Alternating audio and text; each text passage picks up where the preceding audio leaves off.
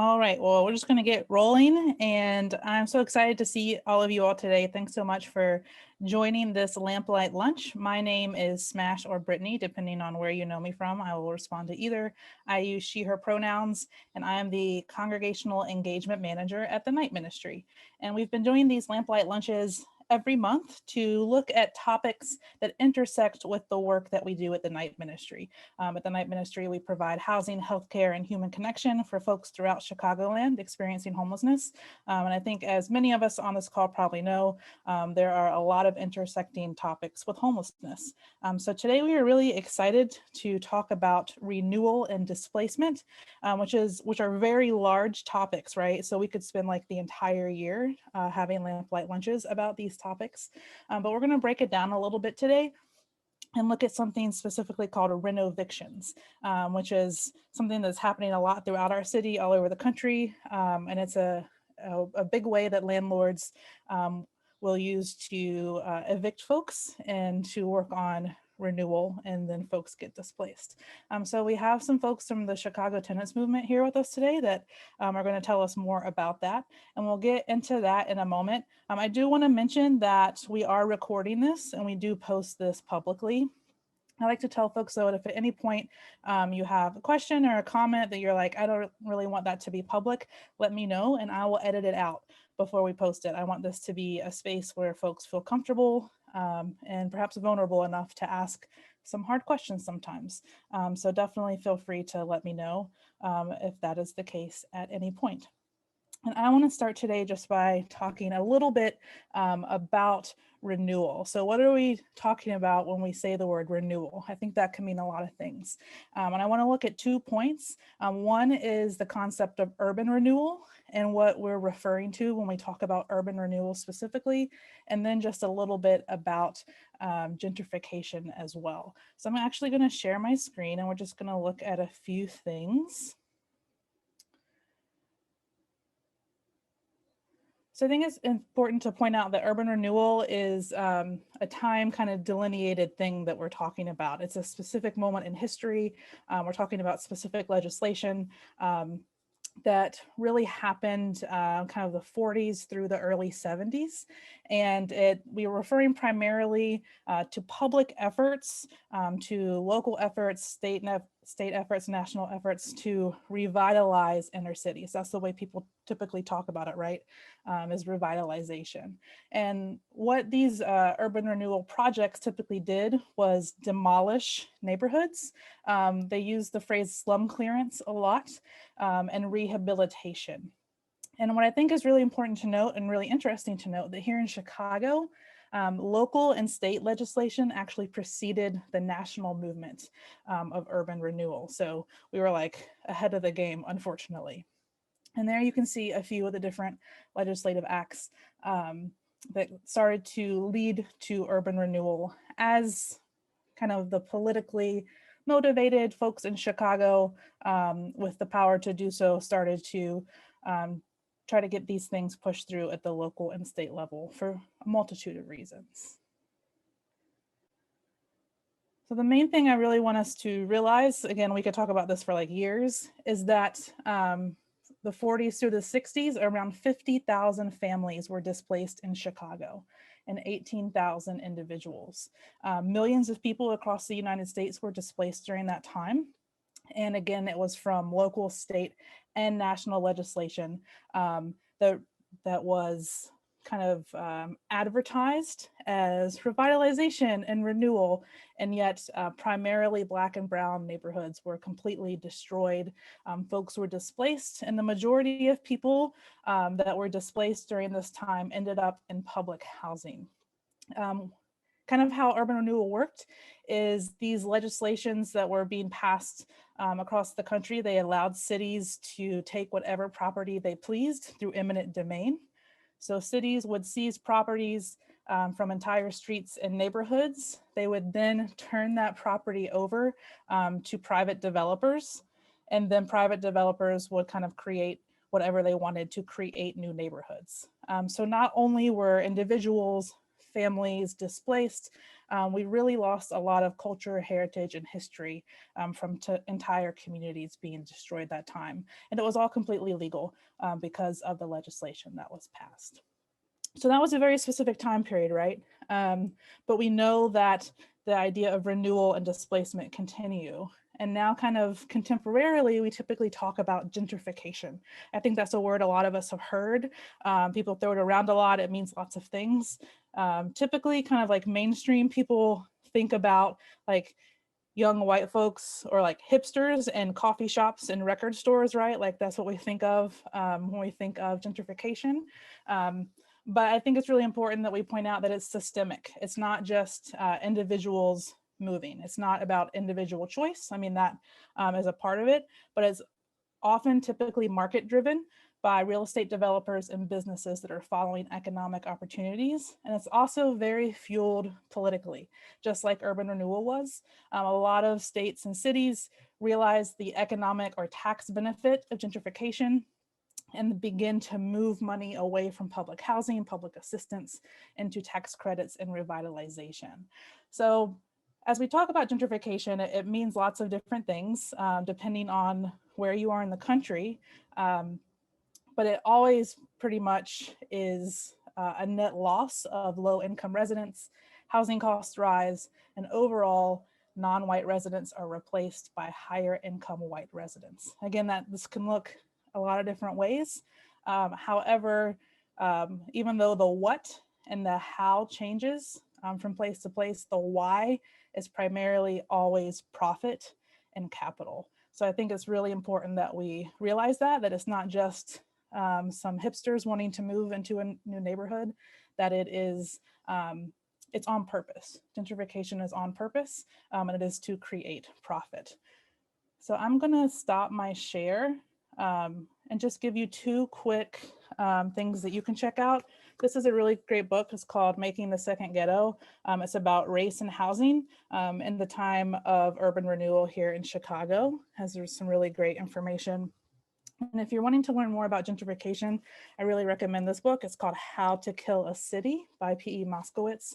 I've learned a lot. It looks at 4 cities. Chicago is not one of them, but it talks a lot just in general about how gentrification happens. And there's one more thing I'm going to share with you. I know I'm kind of like nerding out over here. I really love to learn. So there is another resource that I came across that has been really helpful. And I'm going to share it with you right now. So if you go into your Google machine and you type in urban renewal maps, this will come up. It's from the University of Richmond, and they mapped out urban renewal during the 50s and 60s. And this only shows urban renewal through federally funded programs. So it doesn't have any of the state and local programs, but excuse me, as you can see on here, it breaks it down by race, by poverty as well. And if we just click on Chicago, you'll see 23,000. That's how many families were displaced by federal housing funding during this time. And for some reason, it's moving a little slowly right now because I shared my screen with you. But typically, oh, there we go. It pops up with the federally funded urban renewal projects of the 50s and 60s, which is really interesting to look at. Right now, the map also has redlining grades on it, which is a way that the federal government pretty much decided what neighborhoods could get mortgage loans and what couldn't in the 1930s and 40s. You also can look at poverty and race. So definitely check this out. I think it's very interesting. It helps give us a pretty good foundation when we're talking about renewal and displacement as a whole. And I'm happy to share, I can share these links out as well in the follow-up email from this. All right, so that's just a little foundation, but now I want to welcome Jesse and Michael into our conversation. Jesse and Michael, thank you for being here. Can you introduce yourselves to us? Yeah, thanks so much for having us. Hey everyone, I'm Jesse. I use they and she pronouns. I live in Uptown. I have been organizing with Chicago Tenants Movement for a little over a year now. I came into organizing when I found myself, like a bunch of other people, out of work and concerned about making rent and suddenly rent burdened. And through starting to organize my building, to see sort of the value of collective action when it comes to building tenant power and actually having a chance at standing up against potential displacement for myself and also just in general for tenants who are at risk of that. Yeah, that's me. Hi, thanks so much, Smash. I'm Michael. I am a member of Chicago Tenants Movement and the Autonomous Tenants Union, which is one of the groups that helped sort of seed this larger citywide tenants project. He's, he, him pronouns. I got involved actually with ATU, which is based more locally in Albany Park on the far northwest side, where you're seeing a lot of renovictions, like you talked about, large multifamily buildings being bought and cleared out by investors. And that actually happened to me for my West Logan Square apartment like 5 years ago now. And I got the help of ATU and have been involved ever since. I was able to fight a 30-day notice that me and all my neighbors were given, neighbors who've lived there for like 20 years, and get extra time and relocation assistance after initially being told you just have to go in 30 days and we're not giving you anything. So that was very cool to experience, and in some ways much easier than I thought. It could be that, landlords are not used to their tenants banding together and making demands of them. So it really made me want to help others do that. And I've been involved since then. A little bit about Chicago Tenants Movement. We were founded about a year ago, sort of, through a bunch of different housing justice and tenant organizing groups across the city, trying to work together to deal with the craziness of the pandemic and sudden loss of income. At ATU, we were getting like hundreds of messages from people asking for advice on not just what to do with like their landlords harassing them, but also how to organize. People were, for the first time, interested in organizing tenant unions all over the city to an extent that we'd never seen. So we knew we couldn't handle that all by ourselves, and we started working with other groups to try and figure out a way to kind of meet that demand. And so CTM is at this point like a network of tenant organizations and individuals that work together to build tenant power, build tenant unions in different buildings, stop evictions, and yeah, that's mostly our principle is that, we want to build real power at the site of that struggle of, where we're being threatened in our homes. And so it's not just that we're trying to do advocacy. We are really focused on building up organization among everyday tenants facing these problems. Awesome. Thanks to both of you for the work you're doing and for being here today with us to share your experience and your expertise. So the first question I want to ask is, what are renovictions? I think this is maybe a new word for many of us. So what are they? So yeah, Renovictions is kind of like a neologism. I don't know how to pronounce that word. I just tried to say it out loud for the first time. But the first time I heard it was from Los Angeles Tenants Union that does really good work in Los Angeles. Recommend checking them out. And it's used to describe evictions that use renovations as an excuse. And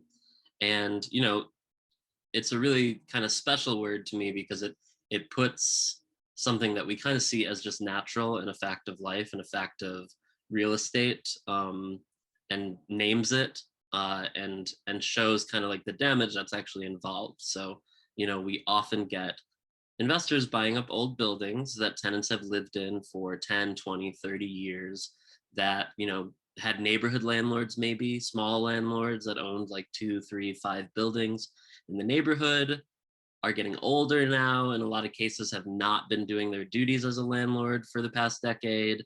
Places are falling apart, but tenants are there at good prices. And then people come in with the idea that this building could use a little bit of fix up. They want to flip the building basically, and that it won't take much investment and that there will be a great return because they'll be able to sell it or rent it out at probably 3 times the rent that it was renting out at before.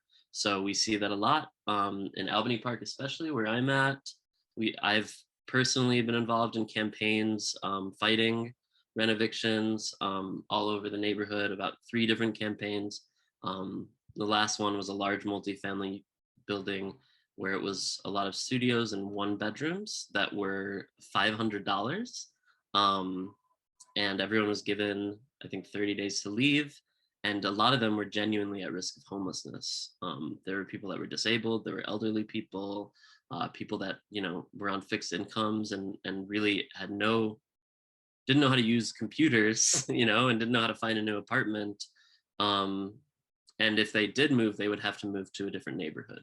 I'm sure like people in social services who've tried to find housing, people have experienced, you know, how difficult it can be to find subsidized housing in the neighborhoods, you know, our participants or tenants want us to. So that's a basic rundown of renoviction, and it happens all the time.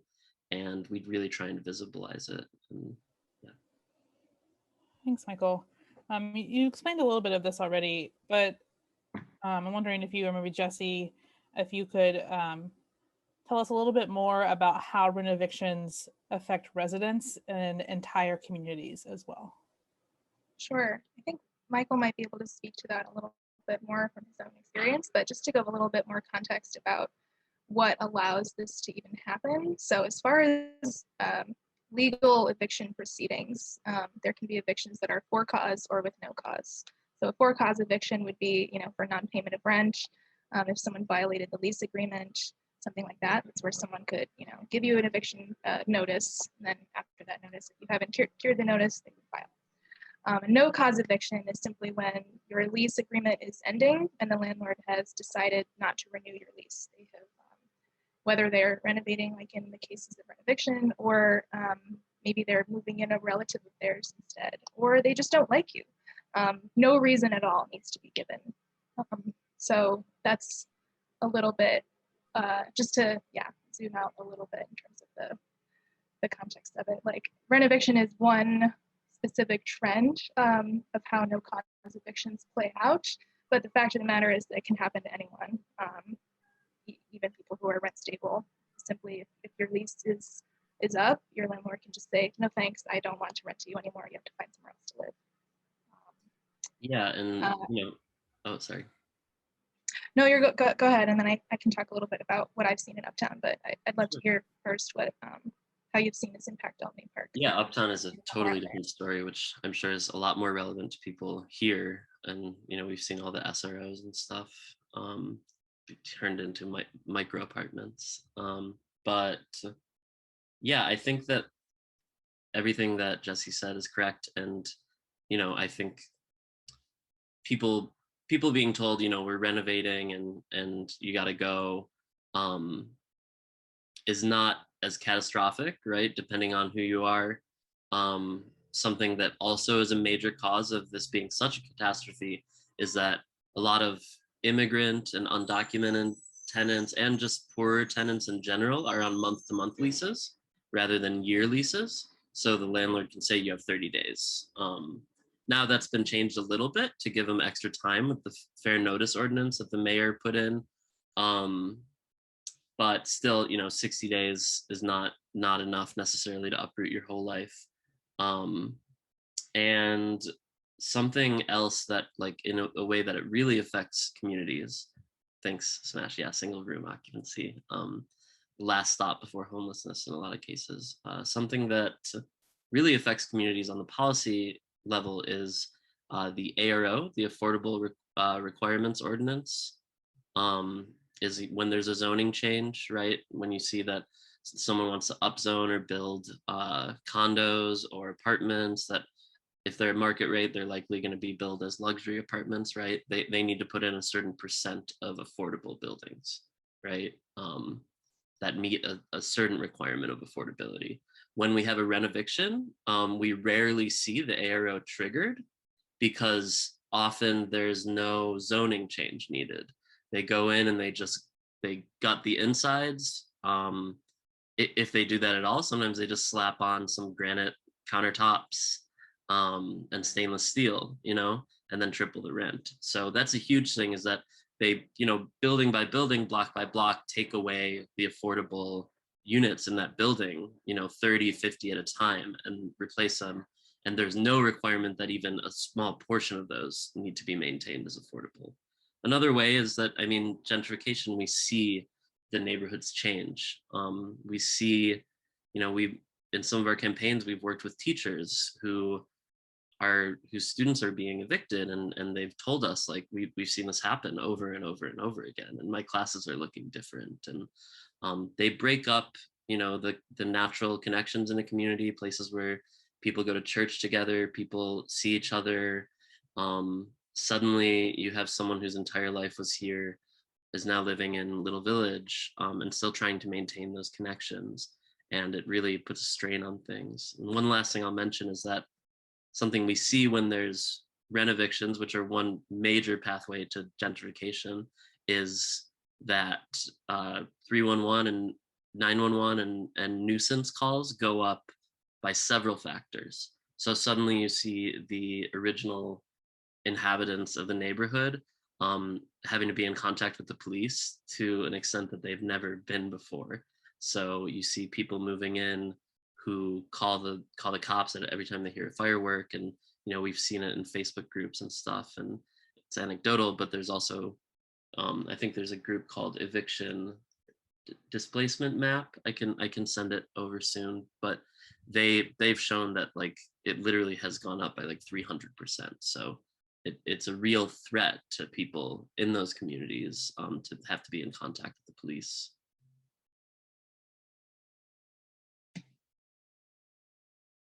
Did you want to talk about Uptown a little bit, Jesse? Yeah, all I was going to add was really just like all I can speak to from my experience in Uptown is really just like what I've seen visually in my only 2 years living here.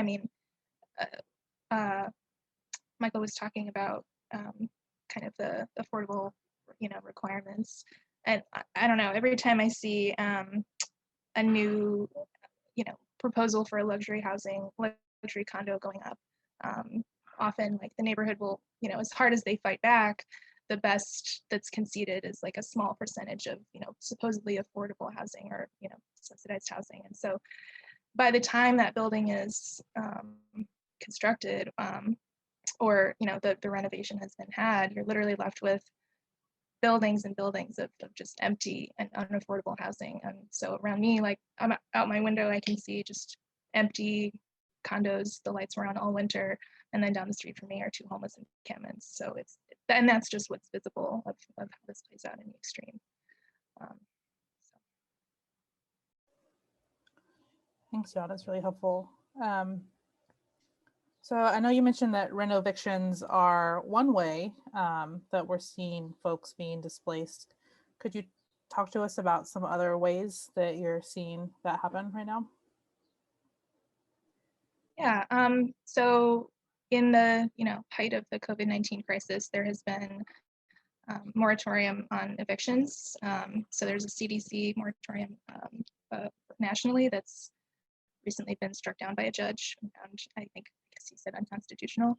And then in Illinois, we have a moratorium on eviction filings for non-payment, and the intention behind these moratoriums is supposedly to protect people from the risk of homelessness, but it only goes so far as protecting people at risk due to non-payment of rent.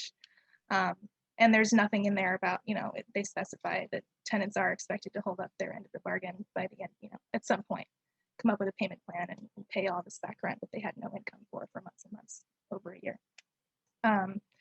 It does allow for some emergency evictions. So when a person poses a direct threat to the health and safety of other tenants, and also in there is if they're an immediate and severe risk to property. So I can only imagine the ways in which that can be read into to go ahead and evict people legally and find some workarounds. So been a couple of cases of that. And then, of course, for especially we've seen some of the smaller landlords resorting to their own methods, illegally locking out tenants, whether they're just straight up changing the locks or turning off utilities, or intimidating people into self-evicting, into just moving and getting away from this horrible harassment. So that's been a lot of what we've been encountering over the last year, just in the height of the COVID-19 crisis. But tenants have always been in crisis in some form or another. This is just a wave of that playing out for people, because housing is treated as an industry and not as a human right. So as long as that continues, whether people are rent burdened or rent stable, so that's something I wanted to add. But yeah, I don't know if Michael has other thoughts to add too. Just a quick anecdote about those health and safety evictions, right? When they've allowed evictions to happen. I sat in on some of those hearings for a few weeks a couple months ago. It was like the worst few weeks of my life. I had like 2 different Zoom rooms open and was listening in on like 2 different courtrooms at the same time to try and like get as much as possible of what was happening, and just like the most awful things happening. And it was in the middle of winter, so my like radiator was super loud, and I was like in hell. But one of the things that I saw, in addition to a ton of really awful stuff of the judges straight up saying like, I wish I could do something for you, the stupid eviction moratorium. Like the judges, a lot of the judges are landlords, and the judges are there complaining about the eviction moratorium and saying they disagree with it while evicting tenants. But one of the things that I saw was a landlord that said, the tenants owed me rent. I've been, knocking on our door every couple weeks, which is harassment when you can't evict them for it, right? And she said, we had someone knock on her door once recently, and a child answered, like a 5-year-old, and we asked where her parents were, and she said they weren't home. So we called the tenant, and she said someone will be there in a second. 10 minutes later, a man showed up, like sweating, out of breath, and said he had just run to the store to pick up some milk. And this was part of their whole story to the eviction judge. And they said, that they're leaving the kids home alone at home. And that's a threat to health and safety. So the judge granted the emergency eviction just based on that story. So those are the types of evictions we're still seeing with people who owe rent during the moratorium, along with, like Jesse said, like just harassment, causing people to move out, constructive evictions, we call it, when people constantly are asking for repairs and not getting them done, or living with leaks, and they just end up moving or doubling up with people. Thanks for sharing those examples, which are really frustrating. And I think, as we think about displacement or renovations or gentrification in general, it seems really hard to know what to do, how to respond, because it is so pervasive. So wondering if y'all could talk to us a little bit about perhaps what types of like policy or legislation or movements or action you all think would be helpful to make sure folks aren't renovicted or just displaced in general. Jesse, do you want to touch on like tenant organizing stuff a little bit? Sure, yeah, I would love to hear from you too about like on the legislative side, specifically to address renovictions. There's the Just Cause Ordinance that's, people have been organizing around for a while. That's pretty much the extent that I know about it, is that we need it, and that would protect renters and tenants against no-cause evictions. But as far as policy, what we have currently in Chicago, the Chicago Residential Landlord Tenant Ordinance covers most rental properties, and it's essentially, of the tenants Bill of Rights, that exist across the country, the one we have in Chicago is one of the better landlord-tenant ordinances around. It's considered some of the most tenant-friendly legislation of its kind, and that is due entirely to the last big wave of the tenants movement. I mean, Smash gave some really excellent background about the 50s and 60s, and that just mass displacement that occurred. 50 years ago in the 70s and into the 80s, there were 10,000 tenants and tenant unions in Chicago. Tenants were organizing to collectively bargain for their leases, and that's the type of tenant power that we're looking to sort of build back up. Standing up against abusive landlords alone, we've seen, plenty of people will call our hotline, and there are some things that the landlord tenant ordinance provides. You can send a 14-day letter to pressure someone to come through and actually do your repairs that are required of them. But those remedies legally provided by the RLTO are limited. So, and even then, when you stand up against your landlord by yourself, you do have those rights, but you are more vulnerable acting alone. So when we get organized and we're looking out for each other, there's strong precedent for, as seen in the 70s and 80s, that was, the RLTO we have today is a result of the hard work of those organizers. So there's strong precedent for tenants having a real tangible say over their own housing conditions, over management behavior and treatment of tenants, and even rent prices. So that's a lot of the work that we're hoping to do and continuing to do, is rebuilding tenant unions, starting in some of the more worse off buildings and with some of the more chronic issues in the city, while at the same time building a mass movement that's strong enough to look out for every tenant so that no one has to stand up to someone alone. It's a little, I don't want to say easier, but when, in the case of a renoviction, almost always everyone gets that notice and everyone gets it at the same time, and all of a sudden that whole building is, at risk of and about to be displaced. And so that's anytime that happens, it's always a good idea for those neighbors to talk to each other, talk about what they need, what they want to see happen, and if they want to stay, they have precedent to fight back. I'd love to hear more about if Michael has more to add about just cause, because that's like the piece of legislation in terms of policy that could help directly with no cause evictions. But if you don't have more to add, that's also cool. Yeah, I think Jesse brought up and bringing up the history of how strong organized tenants were, and that we see our task at Chicago Tenants Movement and really trying to rebuild organization among tenants as tenants. I think that's really important to sort of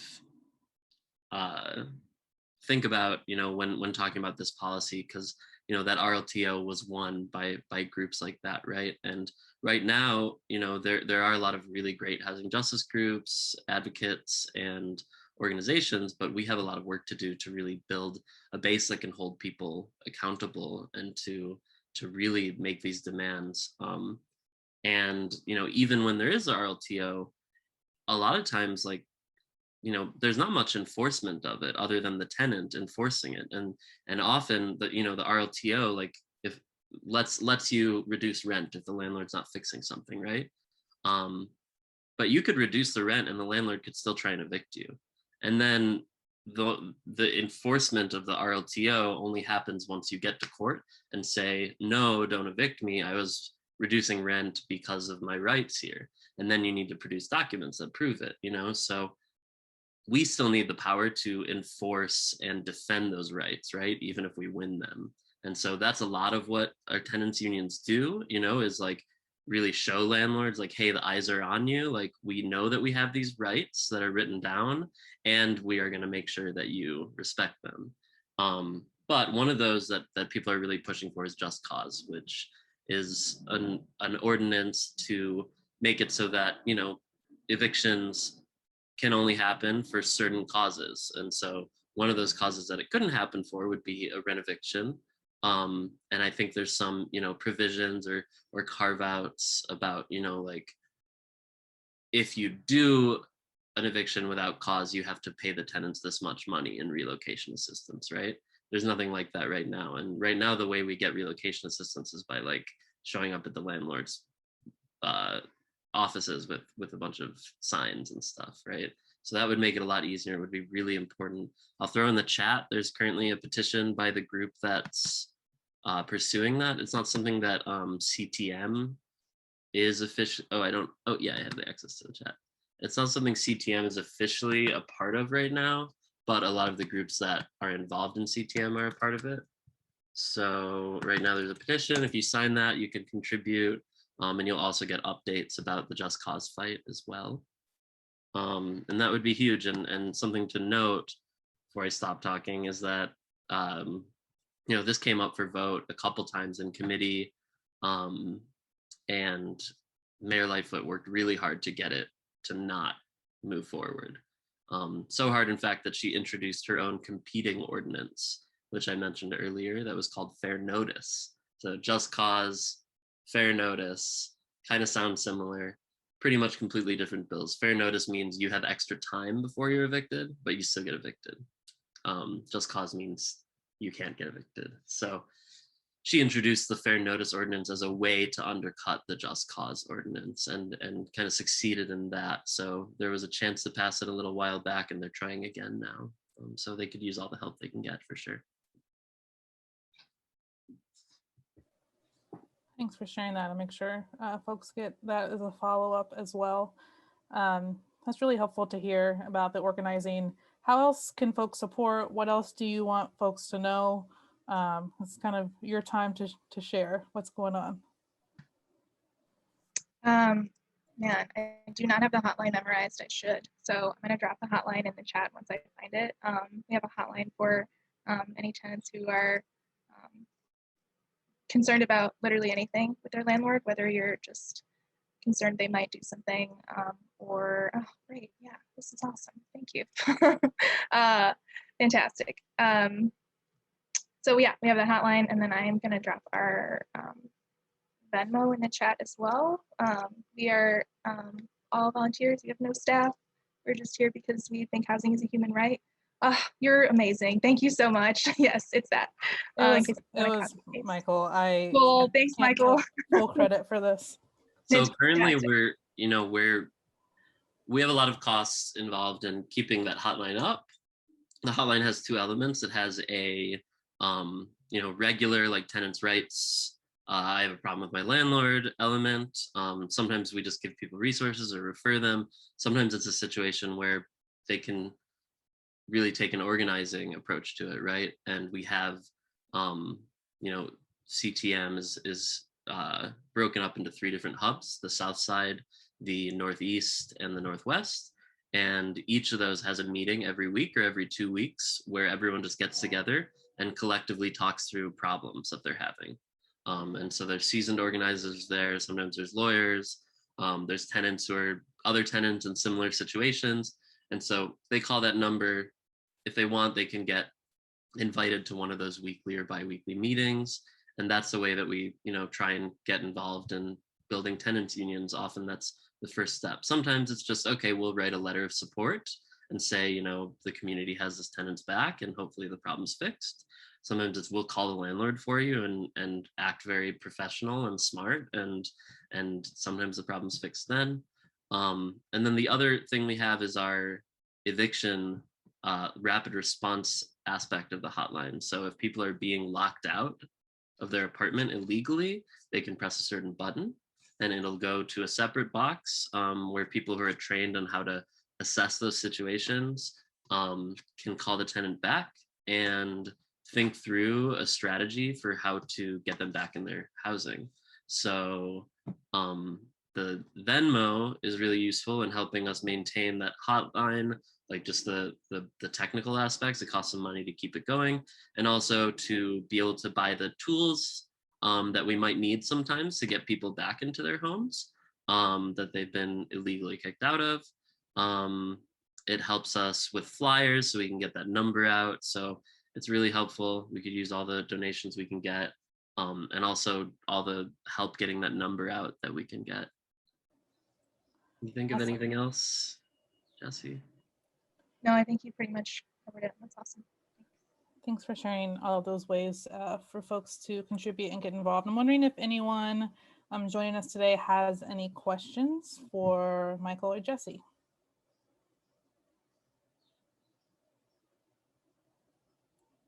Apparently you two did a very good job explaining everything. Well, thanks to both of you so much for joining us today. I know I learned a lot, and I'm hopeful that we can take this information and put it to good use as we continue to figure out how to not just support our clients at the night ministry, but support our community members so they don't have to become our clients at the night ministry. For everyone else, next month, we're going to be looking at overdose prevention sites, which is another intersecting topic as we talk about healthcare and preventing overdose in our community. So please join us for that. We typically meet on the third Friday of every month, but next month we are meeting, I believe it's the fourth Friday because of Juneteenth. We're really excited. Folks are celebrating Juneteenth now and not working, so we will be meeting the following week after that. So please join us for that and keep up with Michael and Jesse and things that are going on at the Chicago Tenants Movement. Thanks so much. And yeah, if you ever have any questions or anything, you can shoot us a message on our social media. We also have an email address at chicagotenantsmovement@gmail.com. You can also reach out to me, my personal email there, if you have any questions. Thank you so much. Yeah, there's mine as well. Thanks so much for having us. It's great. Yeah, thanks, Good to y'all. meet you all. Enjoy your weekend. Be well. Enjoy You the too. sun. Take care.